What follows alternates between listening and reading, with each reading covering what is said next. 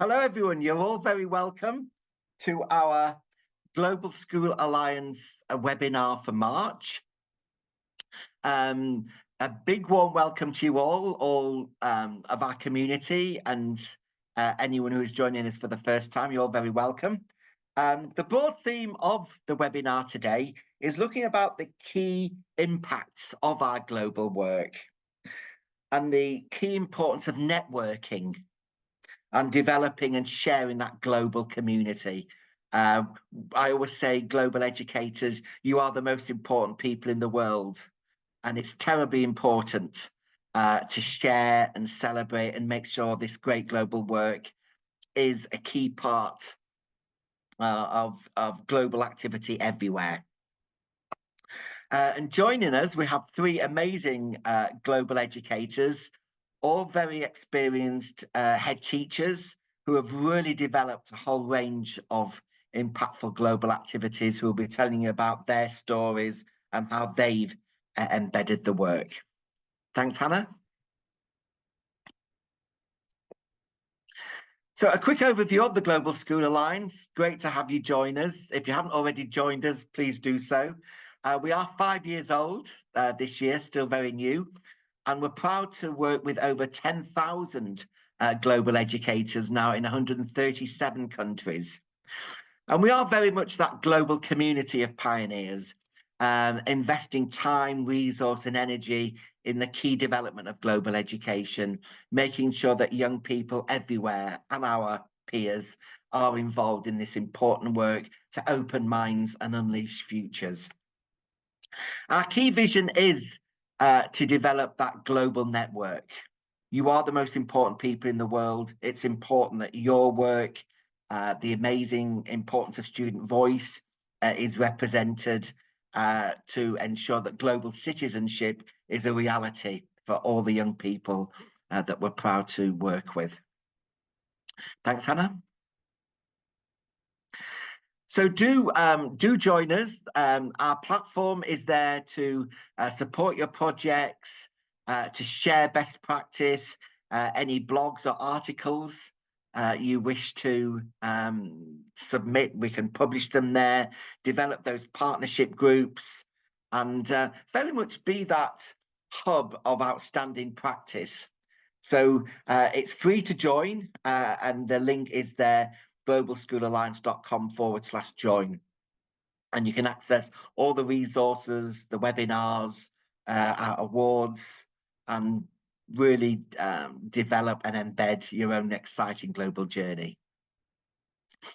Thank you, Hannah.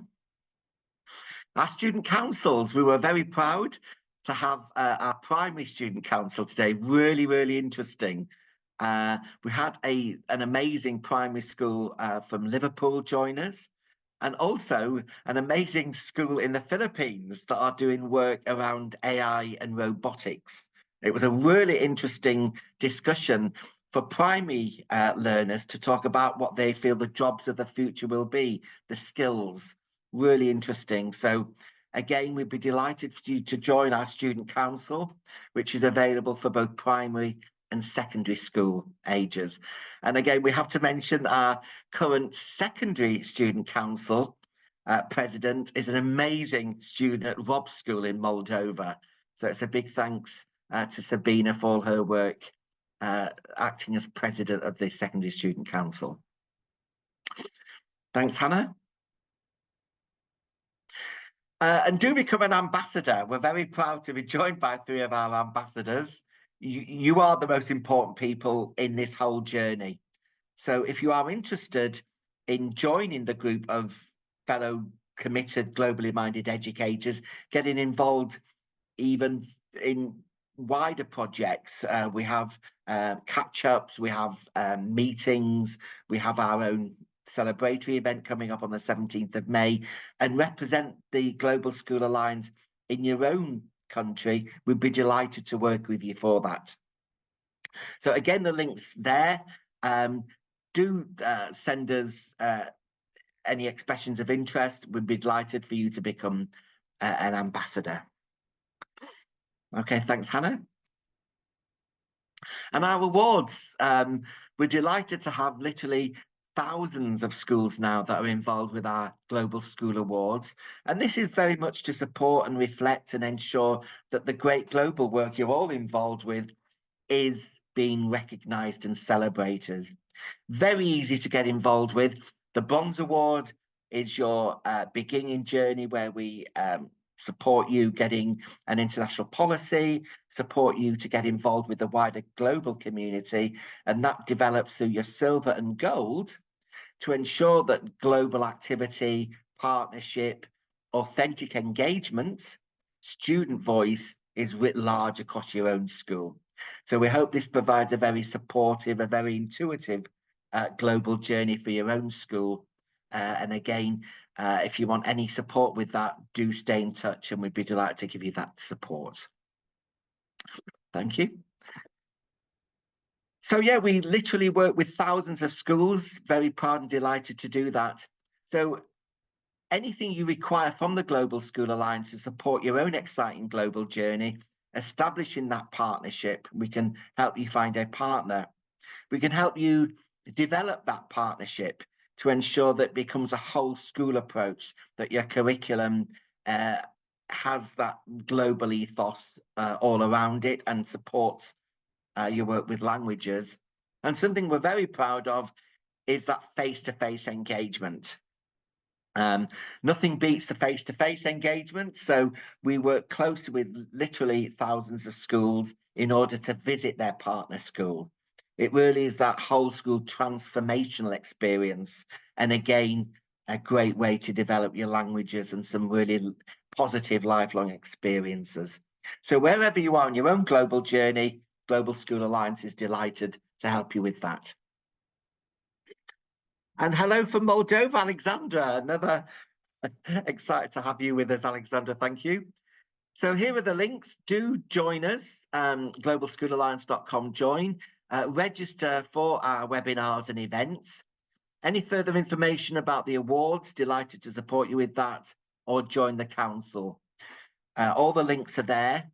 And again, just to stress, if you want to become an ambassador, we'd be delighted to have you join us and also participate in a future webinar. And of course, do get on X, Twitter, and start following all of our activities. So please use the chat function. Many of you are already doing that, which is great. Any comments, any insights, do tell us where you're from, any reactions to the great presentations you'll be hearing. We'll be having opportunities towards the close for any questions. So please you raise your hand or put a question in the chat and we'll put it to the speaker for you. And again, do tag us on social media, hashtag GSA Conference or tag us at G School Alliance. So there's all the background to today's webinar. And something that we're very proud of and we want you all to be involved with is our 5th anniversary celebration. We're very proud to be having an event in Liverpool on the 17th of May that we want you all to be there. We know that might not be possible for all of you, but if you can't join us in person, we'd be delighted for you to send a video telling us about your own international journey, telling us about your own great range of global activity at your school. So just to ask, are you coming to join us on the 17th of May? Yes, can't wait to be there. You're not sure yet, no, but you want to send a video. So just to get an indication that we want you all to be involved in person if possible, but your reactions to, are you coming to join us on the 17th of May? So you have about 30 seconds to tell us. Yes, I can't wait, and submit, and we will get the response. Hello, Tatiana. Good to see you.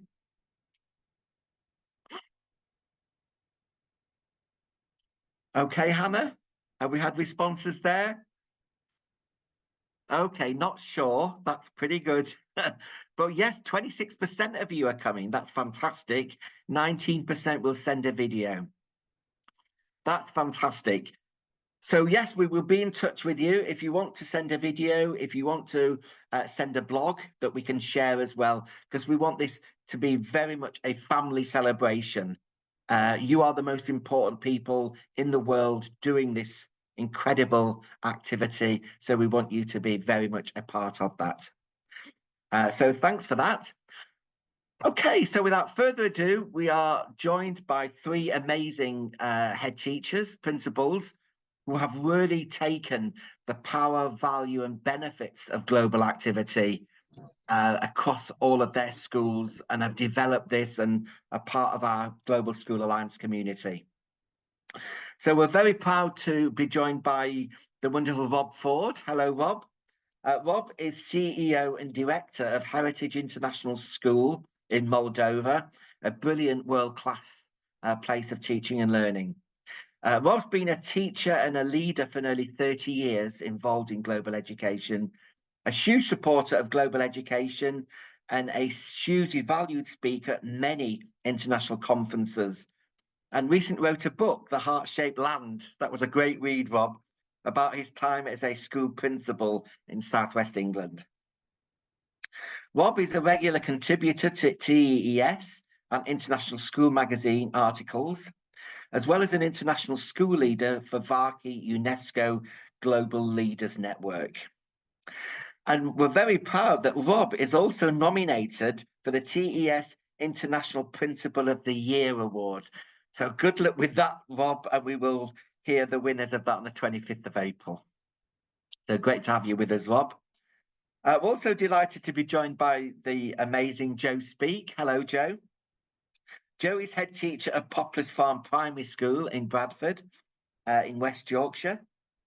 Also, Joe had a very well-deserved nomination, a national nomination for being Primary School of the Year in 2023, well-deserved, and is an experienced school leader and former university tutor and art consultant. You're a great artist.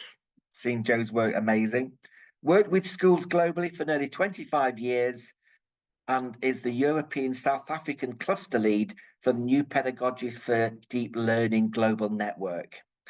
Joe has extensive experience of partnerships across the globe, particularly with schools in Nigeria, South Africa, Egypt, Mexico, India, and Paraguay. So great to have you with us, Joe. Really fantastic activity there. And also, we're very privileged to be joined by Hafisa Bamje. Hafisa is a wonderful and very committed global educator, a BEd and postgrad in all aspects of education management. And he's also... Hello, Alexandra. I think you're on camera, Alexandra. Okay. Hafisa is very keen on learning about different cultures and cuisines around the world. So a very experienced educator, principal of the amazing Universal High School in Mumbai in India. We are privileged to have you with us, Hafisa. Okay, so three great global educators, all of whom will be telling you about their exciting global journey. So without further ado, it's hello, Rob, across to the wonderful Rob Ford, who heads up Heritage International School in Moldova. Over to you, Rob. Thank you, John, and hello, everyone. It's a real privilege just watching names and places come up from all around the world, and that's truly the power and the impact, which is the point of our webinar this afternoon, of connecting all these incredible schools and all these educators and school leaders across the globe, and it really is across the globe this afternoon. I must confess I'm not in Moldova, so for my colleagues from Moldova, I'm sitting in the bottom of my garden in a grey, miserable southwest of England in Bristol, because I'm back in the UK working at the moment. So although I'm missing Moldova and back there soon. I'm not going to do a PowerPoint presentation. I wanted to just throw some ideas at people, because although we won't have much time for Q&A, I would more than happy take some of my time to have discussion and maybe any questions in this talk. John, thank you for the introduction. I feel sometimes that in education, we see lots of different ideas go around. We've just been talking about COVID. We've talked about all the challenges in education that we face in the 2020s, lots of things that aren't answered. I sat in a room yesterday of school leaders in Bristol, and they said, what keeps you awake at night? And everybody talked about school funding. They talked about recruiting teachers. They talked about, are we teaching students the right things, the right skills, the right knowledge to take on all these challenges that we have thrown at us?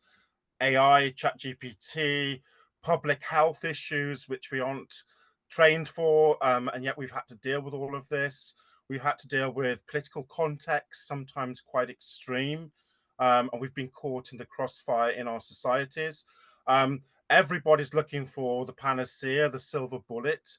There's lots of snake oil salespeople out there who will tell you this will solve all your problems in education or your school organization. Do we spend enough time looking at the curriculum?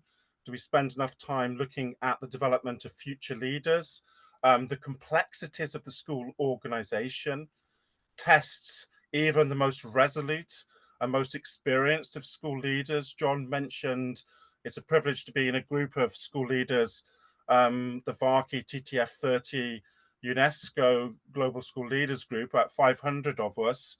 And we've been doing that for about 3 or 4 years. And stories from Argentina to Indonesia to India to the UK to Canada to, we share the same things a lot though. We talk about hopes for young people. We talk about the issues that they face.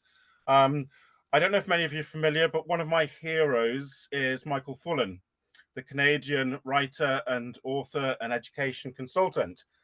Michael Fullan's work is incredible, especially on school leadership and school effectiveness, because that's what we're looking at, isn't it? We're looking at what makes our schools successful. What does success actually look like in our schools for our young people, for our children? How do we measure that? What do they take forward? And Fullan said a long time ago, what's worth fighting for in school leadership? And I've always had this question in the back of my head about exactly what are we fighting for? Where do we make our stands on our hills? Well, the webinar's about impact, and all of us know that the greatest impact we have is getting students hooked into learning. It's getting students to think about their communities. It's getting students to have an engagement and a hunger to want to know more. We talk about our values. We talk about social responsibility. We talk about curiosity. They live in a world now which isn't even based on truth. It's based on post-truth. It's based on misinformation. The people who hold the highest offices in the land lie with impunity. They give the example that it's okay to act in the most awful way as long as you win, as long as you overwhelm with misinformation or overwhelm with the pile-ons on social media. It's a really difficult world for a school leader, a school community, a teacher in a classroom to navigate. So what is worth fighting for? Well, what's worth fighting for is the impact we can have. John has talked about the longevity of the three of us here speaking today in our careers. So why are we still here after all this time and not in the Seychelles somewhere reading a book with a pina colada? Well, we're here because we believe in young people. We believe in the transformative power of education. We see it every day. We see it on our school gates. We see it when we walk around our classrooms. We see it in the thousands of conversations that we have each week with parents, with colleagues, with young people, with representatives in our community, all wanting to find the best way of delivering the future, a good future, and a future that we can prepare for. And the biggest problem we face in education, of course, is uncertainty. The uncertainty of this decade in particular. Now, I'm a history teacher, so I know that it hasn't suddenly happened that the 2020s is the only time in history there's been problems. But at the same time, we need to find our resilience, how we cope, how we plan, how we prepare, how we find optimism, how we find hope. Because we can't lose hope in education. That's almost like the last thing in our Pandora's box of an education toolkit. So on impact, where we find a lot of this and a lot of these answers and a lot of the things that are worth fighting for in school leadership is global education. Because we know that the most powerful moments in schools, and we can all illustrate that, all of us in this webinar today can think of one example right off the top of their head that transformed a young person or person's lives. And where we find hope is that we outwardly face. And when we talk about global education, that's what we mean.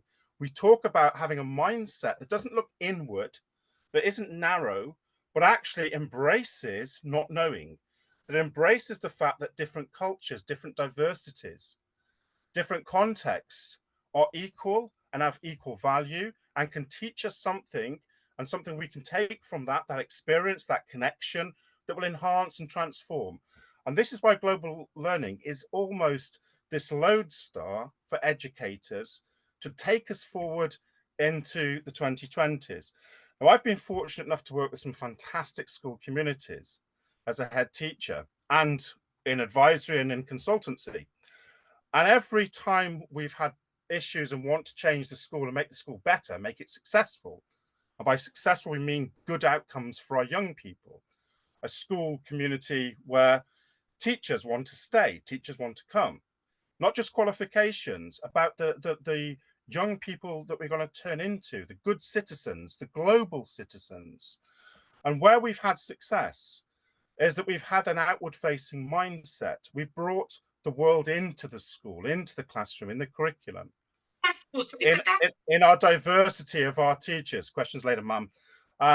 We've done this on so many occasions and so many good examples of when you're looking for a strategy, and that's the difficult things for leadership teams, no matter what the context, to find the right strategy based on limited resources, based on political context, based on all sorts of considerations. Do you have the right team? Can you make the right team? Can you grow the right team? This is what we're talking about, this outward facing mindset. Networks are the second most important thing, well, not particular order, in our global education experience. The problem with some of the countries that I've worked with is that when they close down and they are more competitive than collaborative, suddenly we have a downward spiral. We have a vicious circle where we don't have school improvement. We don't have things changing for the better. We have people drilling down and getting more trenchant and truculent in their views. Now, if you don't know the UK and the US much, we have a very strong polarization with educators on some of the things that you would find crazy. Silent corridors, school uniform, all the big things that are going to transform a young person's lives. But we've wasted a lot of energy in these very polarized, politicized debates. My first school as head teacher, I actually stood up in front of the audience after 20 minutes and said, is anybody going to ask me about teaching and learning? Is anybody going to ask me about curriculum?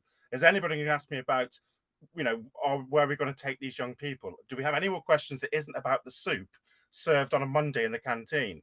Now, I know that all politics is local as a student of politics, but it's our job to actually provide some vision, to provide some kind of mission.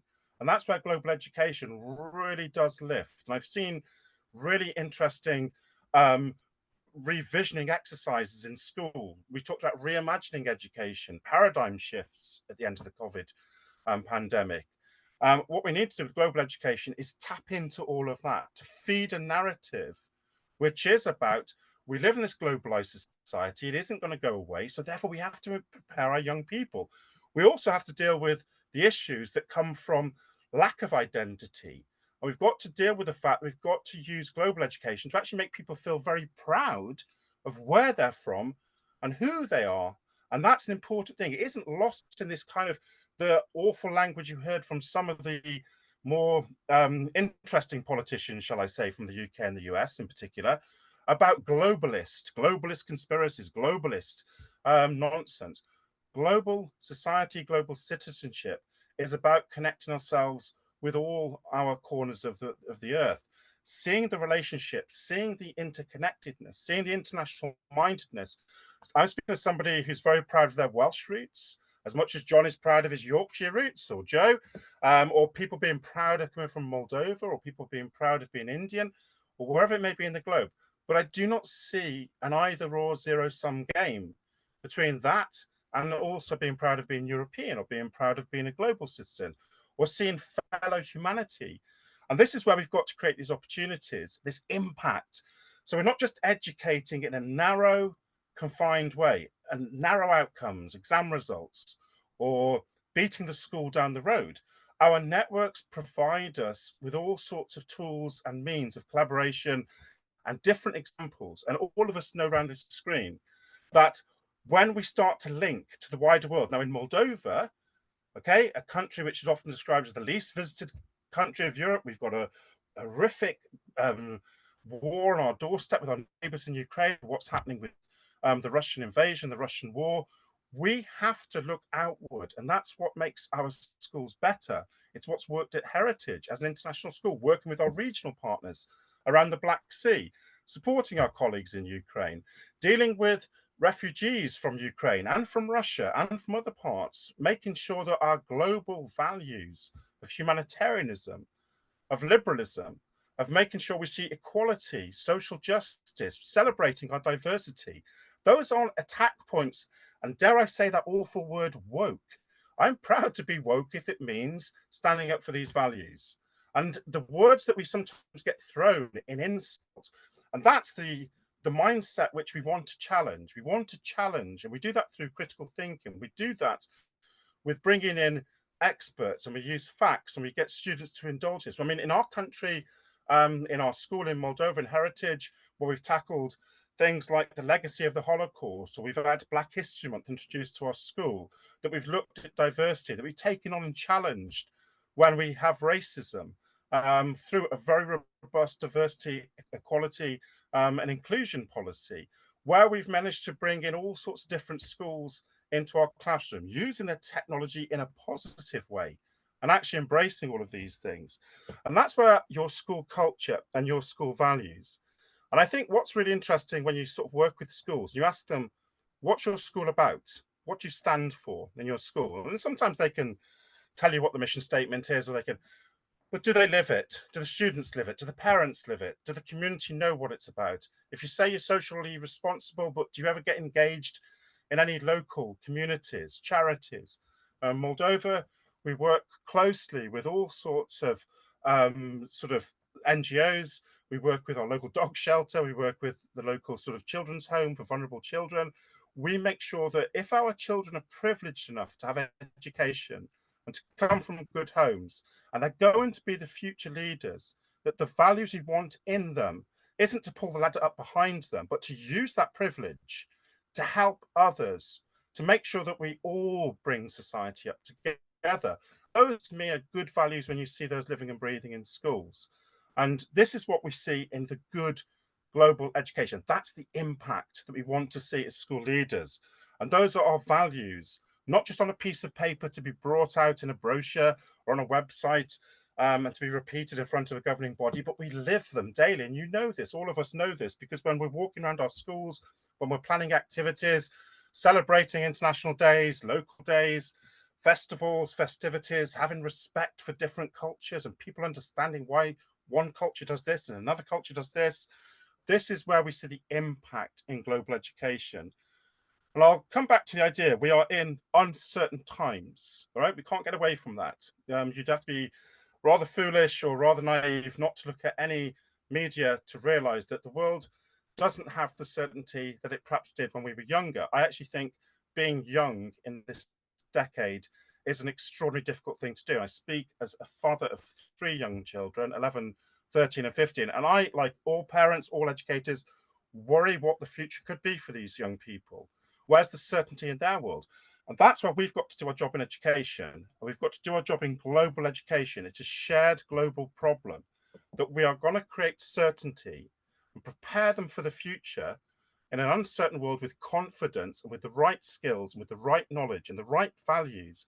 And we do that through our global education. And I'll just finish off that not Michael Fullen, but my other educational hero, Kurt Hahn, who was instrumental behind the IB. He said, if we don't have the leaders in the world right now, we create them, and we create them through global education. Thank you, Jochen Var, mulțumesc. Wow, fantastic. That was really, really impressive. Thank you, the wonderful Rob Ford. Now, would anyone like to come on camera and ask Rob any questions? There's been some great positive comments in the chat there, Rob. So would anybody like to ask Rob a question? Please feel free to come on camera. The 4 pillars of education: learning to know, learning to do, learning to live, learning together, learning to be. Fantastic. Totally agree. Thank you for sharing your wonderful experiences. Absolutely amazing. Bravo. Creating future leaders. Wow, really fantastic. Okay, that was really impressive. Do feel free to carry on putting your comments. We will be sharing the presentations. And very, very, very impressive. Good luck on the 25th of April, Rob. You are a fantastic global educator. And can I just say, it's always been a personal privilege to work with you and to learn from you. You really have transformed so many lives and brought global education into so many schools. So thank you for that. So yeah, we'll be sharing everyone's details. So please feel free to carry on in the chat, any comments, any insights. But we move now from Moldova and the wonderful Heritage International School to the equally wonderful Poplars Farm Primary School, where the wonderful Joe Spee is head teacher of an amazing primary school in Bradford in West Yorkshire. So without further ado, hello, Joe, over to you.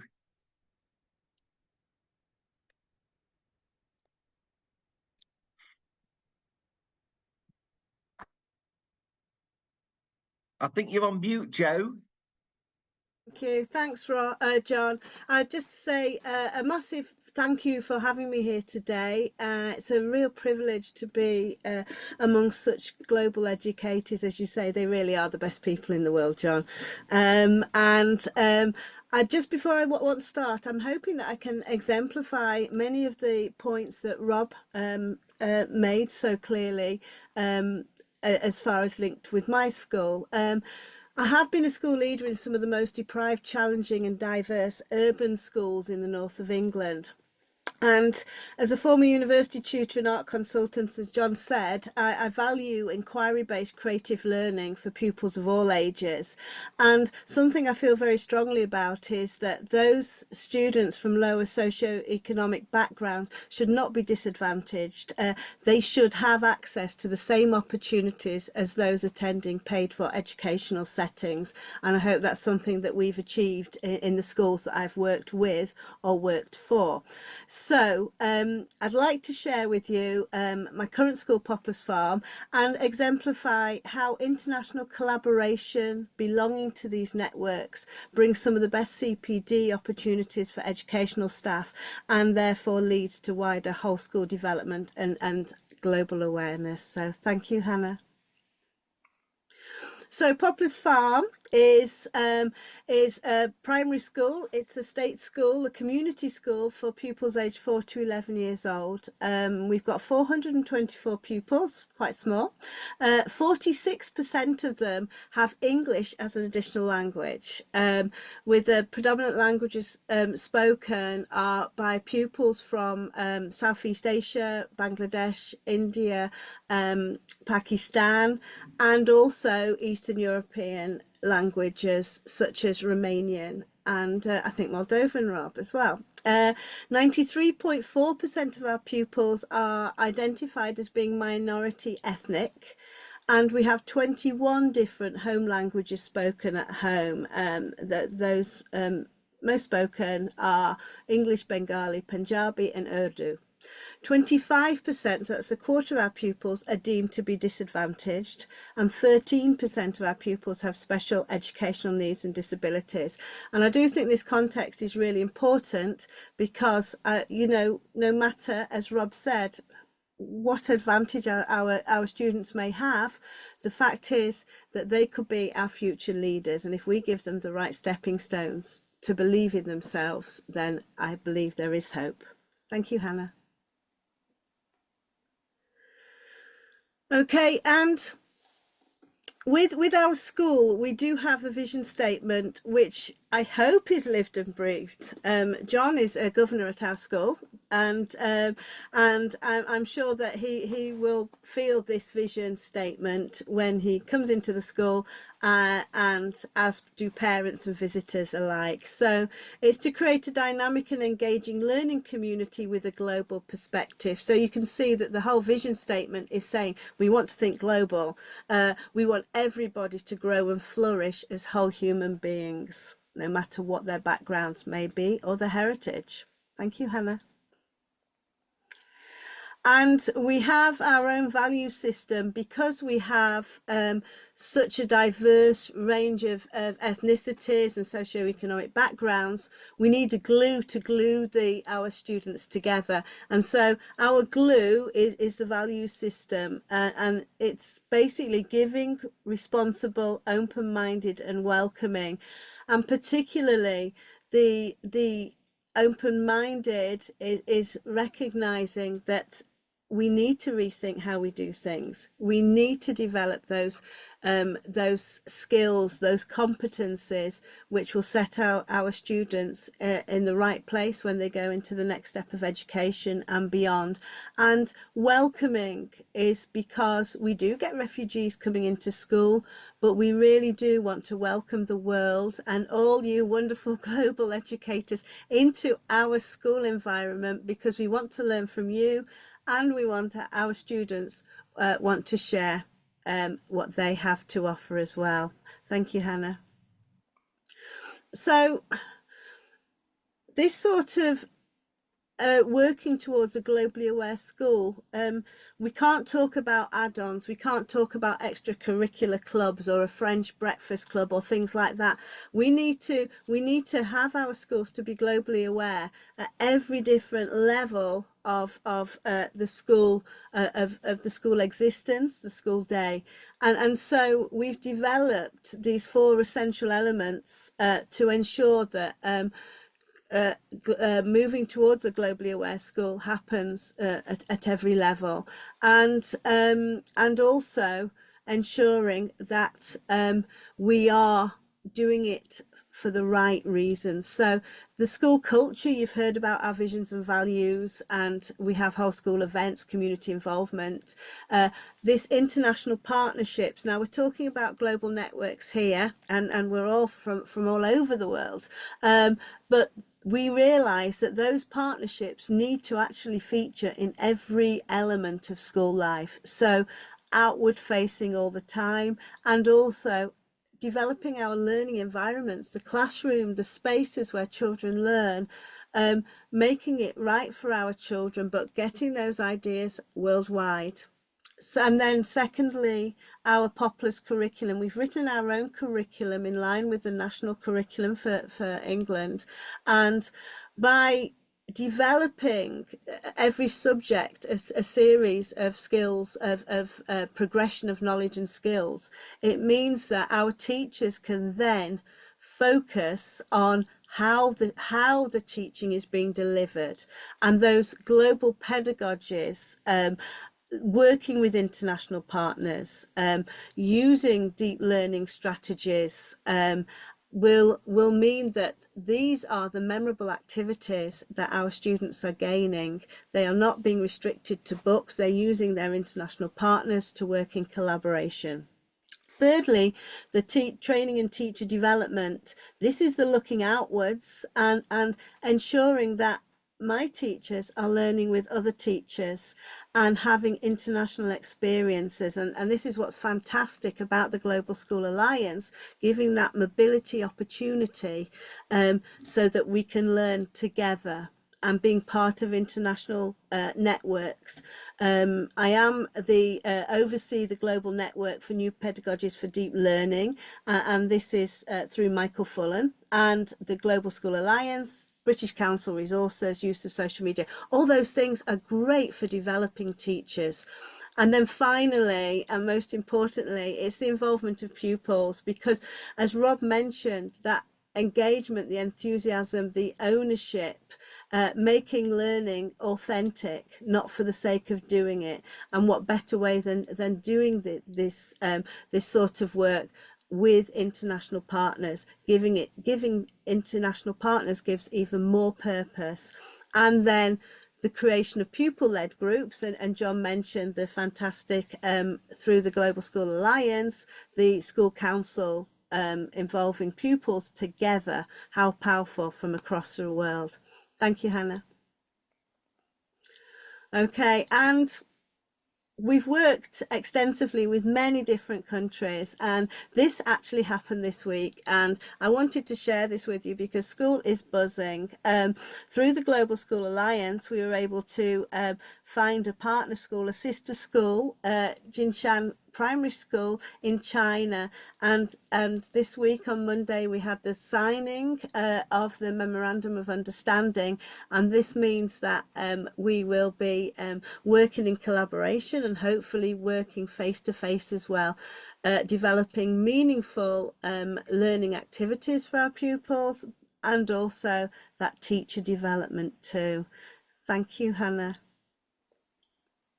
Okay, so something we've done at Poplar's Farm has been developing staff through this model, collaborate to innovate, and I want to quickly show you two examples of how we've collaborated using international networks to actually innovate our teaching and learning, and making our learning experiences even more beneficial to our young global citizens. So the first one follows, we repeated this all across 5 countries in Europe actually, where we had teachers sharing meaningful CPD. So they attended a training session together we had 5 countries involved, and then we had, following the training, the teachers started planning together, and then they evaluated it, and because they led it in their own schools,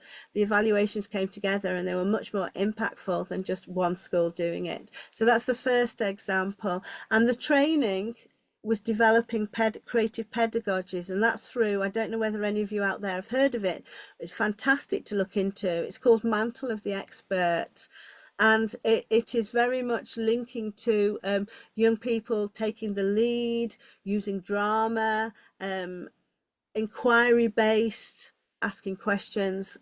So you'll see something from that. And then the second project, Say It Out, Mail It Out, a very simple active citizen project on Human Rights Day, and we included schools in Europe and Lebanon. So I will share a little bit about these two briefly. Thank you, Hannah. Okay, can we move on? There we are, that's it. Is it working? No, it doesn't. It's absolutely fine. Don't worry, Hannah. I can talk through it. So the story behind this Mantle of the Expert, it was 2 kindergartens working together, one at my school and one in Romania, and this was following the teachers' training. They went off and planned, and then they delivered the training from Mantle of the Expert, and it was all about a dinosaur, finding a dinosaur egg, and the children took on the role of explorers, asking questions, and then putting the film together meant that you could see the absolute impact of this training, a new way of teaching for the teachers in Bradford and Romania at the same time. Thank you. Next slide, please. And again, okay, so CPD on an international level, really, really impactful, but we can't always look to mobility and being able to train together and work like that. So Say It Out, Mail It Out is a very, very simple way of working within networks. And what we did was we had the idea of children picking a human right, or the rights of a child, for Human Rights Day, and then the children they made postcards, and then they decided who to send it out to. Now, Rob mentioned about the world being quite in a traumatic place at the moment, and so I was a little bit concerned that these postcards would become politicized, they'd become political, the right to peace, the right to education. So what we decided was when the students had made the postcards, they would be sent off to an organization who would who works for that same idea, that same right. So for example, the children, for the right to an education, the children sent it off to UNICEF. So it was all remaining positive. And what was incredible with this was not only were the students being citizens, world citizens, sending it out, but they became together, unified when we met on Zoom sessions and talked about why we need human rights too. So could I have the next slide, please, Hannah? And you can see here, this learning was authentic. It was real and meaningful to them. And working with international partners gave it such a purpose. And the young students were able to talk about why they wanted these rights and who they were sending it to, and that they were actually speaking out, not just within their own classroom four walls, but actually to the world. Thank you, Hannah. So, and you can see the pride of the students and how important this learning was to them. So I'd like to finish with the quote of Paulo Freire, please, because no one educates anyone else, nor do we educate ourselves. We educate one another in communion in the context of living in this world. And that's the great thing about global networks, global collaboration. We're doing it together. So thank you. That was fantastic, Jo. Thank you so much. And I know what a deeply committed member of that global community you are. It was a great pleasure coming to your wonderful school to see you develop your work with China. And the way that you share and embed this work is truly inspirational. So thank you. And again, fantastic feedback coming through. Lizzie Howden, I've taught lots of Madeline of the Expert when I taught in Dubai, completely love it. Fantastic, holistic way of learning for children. Brilliant, fantastic, always inspirational. Agree 100%. Jim, hello, Jim Burgunder. Jim, we noticed a raised hand. Would you like to come on camera and ask a question, Jim?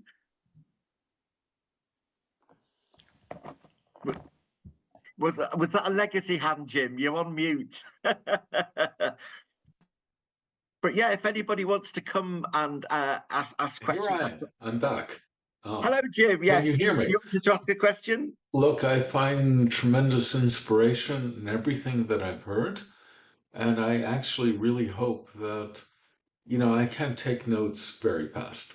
I'm really hoping the speakers here, who presented actually incredible words of wisdom, can actually share their text, or at least the highlights of what they have and the presentations that they have. Absolutely, absolutely, Jim. We're very keen. The session's been recorded, and also we'll be sharing all the PowerPoints. So absolutely, this will be shared. Yes, okay, thanks for that, Jim. And we look forward to working with you and your colleagues as well. But yes, absolutely, to say this, that this is really wonderful work that will be shared across the entire community. Can I add one more thing? I'm working with a nonprofit foundation focused on primary and secondary education in East Africa. So what we realize we need is more on the ground experience, more experience in working with communities in desperately underprivileged areas. So it's a request for anybody to make contact. Somebody has already, and I'm very grateful for that. Definitely. It's a wonderful community, Jim, and you're very welcome. Okay, again, thanks for that. We will all stay in touch with you, Jim. Thanks, Jo. And we move across now from Bradford in West Yorkshire to the wonderful principal of Universal High School in Mumbai. Exceptional educator. We're very keen to learn more about your great work, Hafiza. So without further ado, across to you. Good morning, good afternoon, good evening. I think we from different countries, so the time zones are different, but that itself speaks about this platform, that we are all here together, irrespective of the time zones that we are in. So great, John. Thank you so much for giving us this opportunity. Myself, Hafiza Bamji, I'm from India. I had a school in Mumbai, Universal High School, and I came across this platform. I was surfing, I was going through, I wanted to do something more, get into networking, international collaboration, and I came across this platform, and that's how today I'm here. So thank you, John. Hannah, can we go to the next slide? Thank you. When I thought about the global work, the networking aspect, the global activity, I just reflected back and I thought about myself. I was born in East Africa, Tanzania.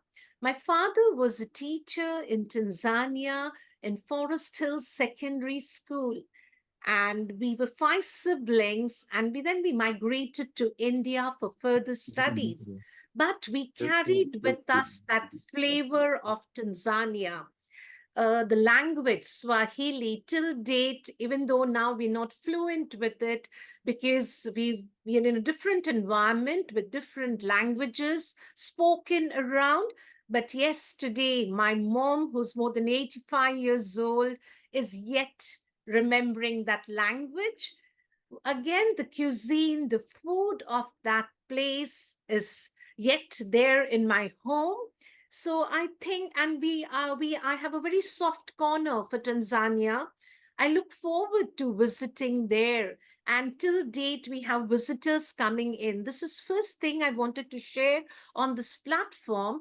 And the second thing where, yes, I am a global citizen.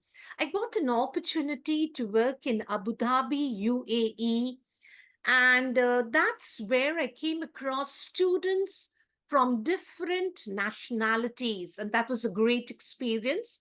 I got to interact with teachers from different nationalities. So again, that is what that experience, that open-mindedness, which I carry with me and is helping me as an educator. So speaking about the global activity or the impact of global work, the first thing that I thought was of access to diverse perspectives. Very, very important that we respect the viewpoints of others, irrespective of the race, the background, the ethnicity, the religion, the caste, and the nationality. So giving that patient ear and respecting the viewpoints of others, according to me, is very, very important. Next, when I emphasize upon cultural understanding, more of it respecting the custom, the tradition, the values and beliefs of the different cultures is very, very important. And that truly makes us a world citizen. And this is what that we need to transfer as educators to the students, to the future generation, to the future global citizens of the world. And yes, with networking, global activity, there is professional development. It improves productivity. It also enhances, we develop our social skills. And yes, this talent and expertise that we have, or always the profile, our profile is enhanced. So professional development is there through networking. And when I talk about problem solving and collaboration, which is one of the 21st century skill, problem solving and collaboration will help each individual to enhance their social skills, the different skills the talent and the expertise and the sharing of ideas. So that applies to us as educators, as well as to the students, to the children. And with that is our personal growth. So personal growth and professional growth go hand in hand. There our personalities are greatly influenced by the environment that we are in. So obviously, if we are networking at an international global level, there is a personal growth because personally we are enhancing our own skills. Hannah, thank you. Speaking about empathy and promoting cross-cultural communication, both are equally important to foster a global mindset. And here we need to immerse ourselves in the multicultural environment. And how can we immerse ourselves in the multicultural environment? Could be we practice speaking a new language, we try a food of another culture, we bring the global perspective in the curriculum. That is also going to help, and that will promote cross-cultural communication. And of course, cultural exchange and diversity and engaging in global collaborations. And this is the best platform that we are in. And yes, further comes knowledge exchange. So here, whether exchange of culture, tradition, national symbols of a country, currency, national flags. So this applies more for students, And it equips all of us with crucial skills. And the first skill that I have listed was active listening. So when it comes to listening, there are different levels of listening. So active listening is a very important skill. Communication, it builds up our confidence, positivity, and public speaking. Thank you, Hannah. Speaking about now, what I'm going to speak about is what is it that we have taken up in our school in order to bring up that global citizenship, open-mindedness in the school environment and amongst the students. So we have partnered with OD Diance 2030, which is working on the Sustainable Development Goals. Now, United Nations had framed the Sustainable Development Goals in the year 2015, and the aim and the goal was to achieve all the goals, whether we talk about zero hunger, ending poverty, employment, climate change, by 2030, that all these goals have to be achieved. Now, there are various NGOs and organizations working towards it in order to achieve this goal. Now, Erasmus is an NGO and organization along with France and 4 more countries where India is also a part of it, along with Romania and Finland. So these 4 countries have come up together to work on sustainability by training teachers, and then the teachers can train the entire team of teachers in the school. So our teachers are trained on a global platform. Again, the time zones are different. After this training, the pedagogy to inculcate the 21st century skills in order to achieve the goals of the Sustainable Development Goals. So they are working together with these 4 nations. So it's a fantastic opportunity for students and for teachers to be engaged and to work towards a sustainable future. Thank you, Hannah. The second initiative that I thought of was sharing about for us registering our school with the British Council. The platform that the British Council provided us was inculcating international learning in our curriculum. And that we continued for 3 consecutive years. But this award is valid we started in 2013 and it went on till 2022. And with COVID, it came to a stop. We would continue further. I would just like to give a briefing of this international learning in the curriculum is that students take up projects with an international dimension. So for example, they take up festivals as a topic from India, but along with India, they choose 3 to 4 other countries from the globe.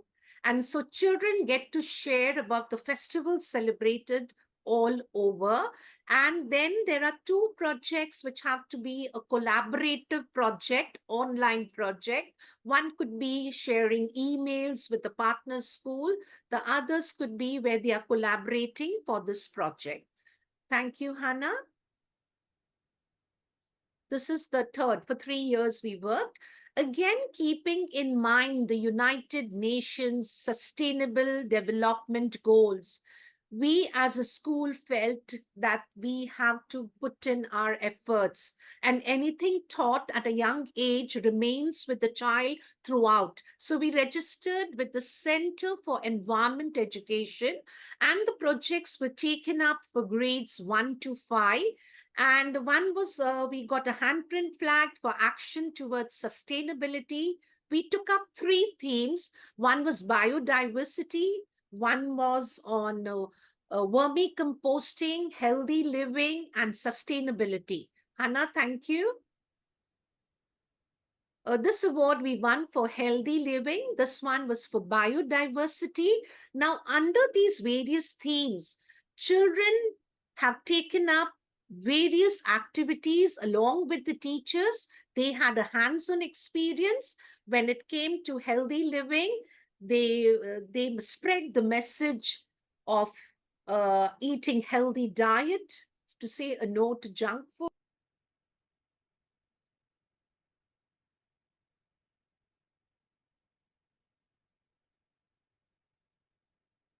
Hi, Hafisa.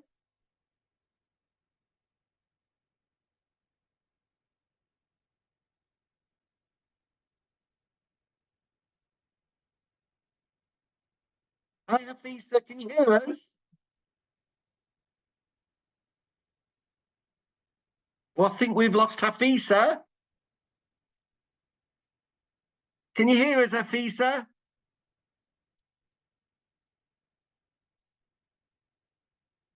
Oh gosh, sorry about that. We seem to have lost Hafisa.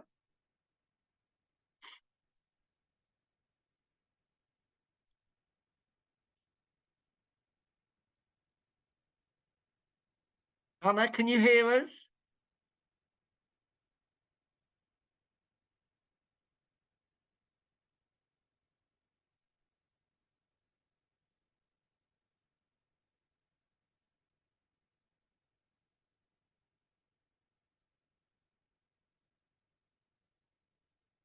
No, apologies, ladies and gentlemen. We seem to have lost Hafisa's connection there. But she isn't. Hello, Hafisa? Yeah, am I audible? You are now. Sorry, we lost you. Oh, You're back in the room though. We can hear you now. okay, thank you. My computer restarted and that's how I lost. So sometimes technology can deceive you.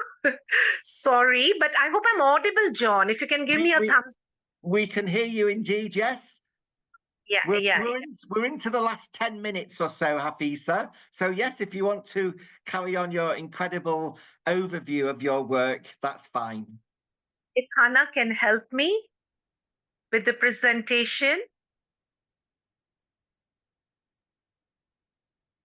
Thank you, Hannah. Thank you.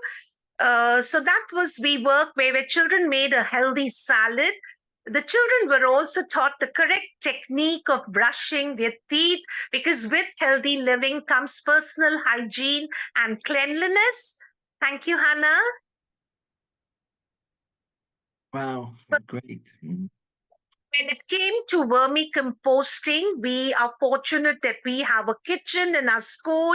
So the waste the vegetable peels, the waste that was generated, that went into the vermicomposting pit, that were worms that were brought in, and